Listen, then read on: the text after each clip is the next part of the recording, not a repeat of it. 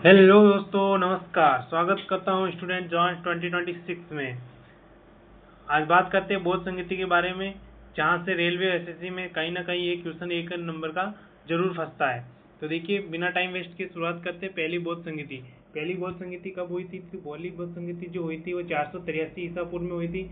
कहाँ हुई थी? राजगृह में हुई और अजातशत्रु के शासनकाल में हुई, जिसके अध्यक्ष कौन थे? महाकश्यप इसके अध्यक्ष थे।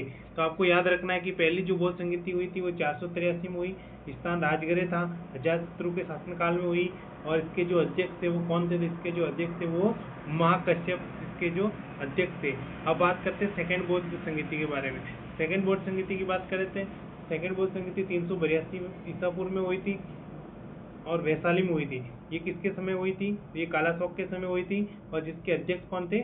साबक मिर इसके अध्यक्ष थे। यानी जो दूसरी बौद्ध संगीति हुई थी वो 300 ईसा पूर्व में हुई थी, वैशाली में हुई थी और कालाशोक के समय साबक मिर इसके अध्यक्ष थे।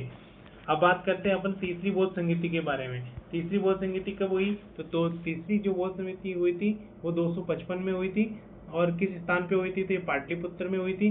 किसके शासनकाल में हुई? तो ये अशोक के शासनकाल में हुई थी। जिसके अध्यक्ष कौन थे? तो जिसके अध्यक्ष थे मोगलीपुत्र इसके अध्यक्ष थे। तो बहुत ही इंपॉर्टेंट है ये जो तीसरी बौद्ध संगीति, यहाँ से जरूर पूछा जाता है कि ये किसके शासनकाल में हुई। जो तीसरी बौद्ध संगीति है वो पाटलिपुत्र में हुई और अशोक के शासनकाल में हुई। अशोक बहुत ही इंपॉर्टेंट है, ये अशोक के शासनकाल में हुई, जिसके अध्यक्ष मोगलीपुत्र। अध्यक्ष इतना नहीं पूछा जाता, लेकिन ये किसके शासनकाल में हुई ये बहुत ही इंपॉर्टेंट है। अब बात करते हैं अपन चौथी बौद्ध संगीति के बारे में। चौथी बौद्ध संगीति जो हुई थी पहली शताब्दी में हुई थी। कब हुई थी दोस्तों? पहली शताब्दी में हुई। कुंडलवन कश्मीर में हुई थी। किसके शासनकाल में हुई? तो ये कनिष्क के शासनकाल में हुई थी। और इसके अध्यक्ष कौन थे? इसके अध्यक्ष जो थे वसुमित्र इसके अध्यक्ष थे और इसके उपाध्यक्ष भी बनाए गए थे। वो उपाध्यक्ष कौन थे? अश्वघोष थे। आप कमेंट करके बताना दोस्तों, अश्वघोष ने कौन सी बुक लिखी थी? अश्वघोष ने कौन सी बुक लिखी थी ये आपको बताना है। अब बात करते हैं कि जब चौथी बौद्ध संगीति हुई थी तो बौद्ध धर्म जो था वो दो भागों में टूट गया था। कितने भागों में टूट गया? दो भागों में। चौथी बौद्ध संगीति होने के बाद बौद्ध धर्म जो था वो दो भागों में टूट गया था। पहला था महायान, जिसके अध्यक्ष बने थे वसुमित्र। कौन थे? वसुमित्र इसके अध्यक्ष थे। और जो दूसरे भाग था वो हीनयान था। कौन था? हीनयान था, जिसके अध्यक्ष महाकश्यप थे। यानी चौथी बौद्ध संगीति के बाद बौद्ध धर्म जो था वो दो भागों में डिवाइड हो चुका था, एक महायान और एक हीनयान। जो महायान था उसके अध्यक्ष कौन थे? तो वसुमित्र इसके अध्यक्ष थे और जो हीनयान थे इसके महाकश्यप अध्यक्ष थे। देखिए, महायान जो थे वो बुद्ध को ईश्वर मानते थे। महायान जो थे वो कौन थे?